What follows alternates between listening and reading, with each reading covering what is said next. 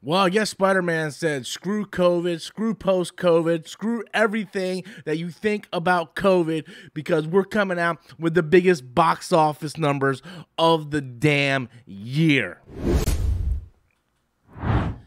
Hey guys, welcome back to the channel. I'm Robert Storms. As always, finding me for the very first time, please do all that YouTube stuff, and I mean click that like button, click that subscribe button, subscribe actually, because that does help, the bottom line with all that YouTube algorithm bullshit that we all have to sit there and we have to fight each other to get your subs, do all that crap.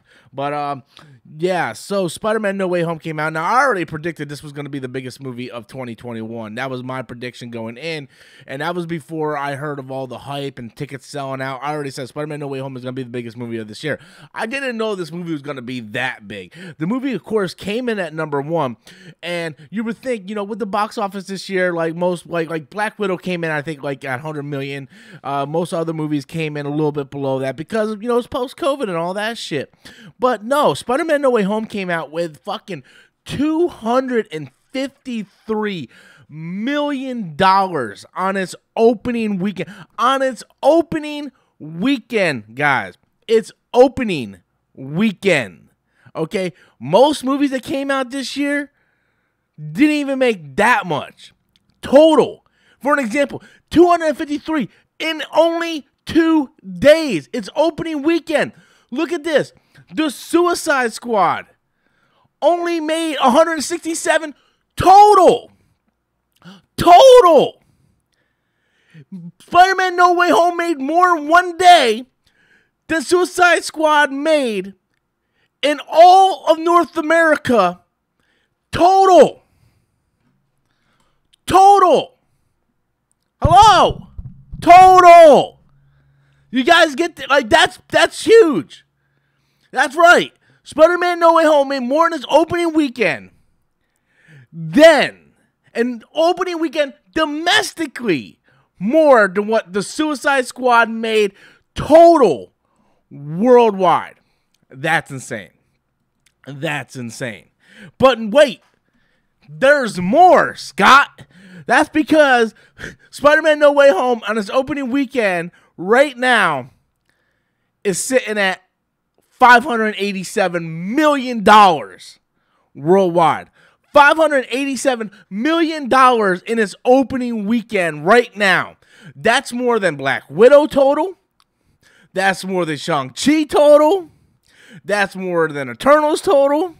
That's more than Venom Let There Be Carnage total, which I believe Venom Let There Be Carnage is the one that made the most out of all these. Shang-Chi came in with 432, and yeah, Venom came in with 498 total in its entire box office theatrical run.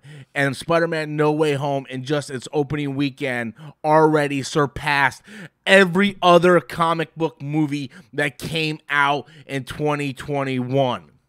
So all that stuff about people not wanting to go to theaters to see movies because of COVID and all that, Spider-Man, people said, I will go out and I'm willing to die for Spider-Man No Way Home.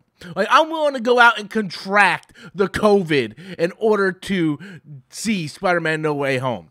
You bring out a movie that people are hyped about, people will come to the theater, So people just, look, I give Suicide Squad a lot of shit. But let's be real. Most of that's because fucking Warner Brothers was dumb and they put it right out the day and date on HBO Max. Black Widow came out, and again, day to date on Disney Plus, even though you had to pay a premium.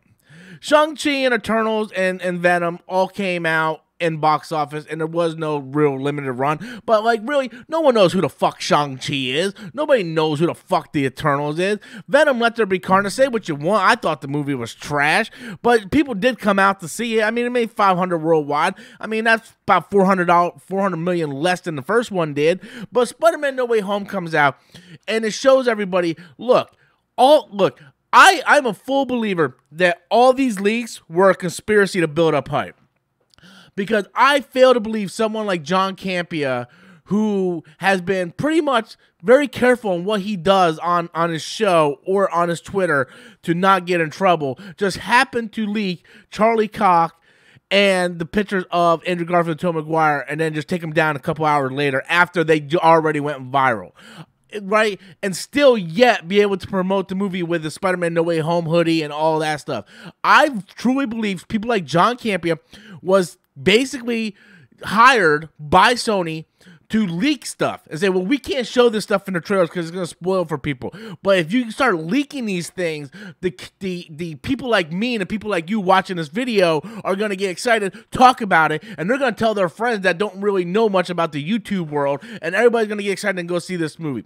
There's no way in hell someone like John Campea would leak those footage because someone from the outside gave him these footage. He assumed they were fake, and then he's still going around getting press screenings to the opening premiere of it and wearing the hoodie and stuff. There's no way in hell, logically, that would ever happen. His ass would have been sued. Trust me, I know how this works in the video game world, right? This works the same in the movie world. If you leak some shit that is in the movie, whether you want to come out and say, oh, well, I thought it was fake. No, his ass would be sued. He would not be getting a premiere ticket. He would not be going to see the movie on opening night on the red carpet. That's not how it goes. I fully believe that Sony and Marvel Studios had a theory, a conspiracy going on, where they picked a few people on YouTube and he said, hey, put this out there. Why would the guy put a picture of Tom Maguire and Andrew Garfield out there with his water seal on it? His ass would be taken off YouTube faster than shit. I saw what happened with Last of Us 2. People didn't even leak any footage. They just leaked synopsis, and their asses got strike down. So this was all to build up hype to make this movie the biggest movie of 2021. And it worked. It worked 100%. I fully believe that John Campea was in cahoots with Sony Pictures, and this was all part of the promotion because they didn't want to show all that stuff in the trailer. So they had people like Campea throughout the leaks, and that's what happened. The whole Lizard trailer where they accidentally left a couple extra seconds and you just see a visible head go down, that was on purpose. I am willing to bet 100% that there's no way that was done on accident. It was a mistake that was done on purpose to build buzz because within hours, everybody was talking about it. Yet it still didn't spoil everything for people who don't know about it, that don't go on YouTube and don't break down these videos. So it kept it spoiler free for them. They didn't show Andrew and Tom Maguire, but all these little things came out, and it's so obvious these things came out, and they were all just mistakes, right? This industry has done a very good job not making mistakes, and then all of a sudden this one movie has mistake after mistake after mistake. No, it was all orchestrated in order to get to the big voila, which was $587 million on its opening weekend. That's a fact.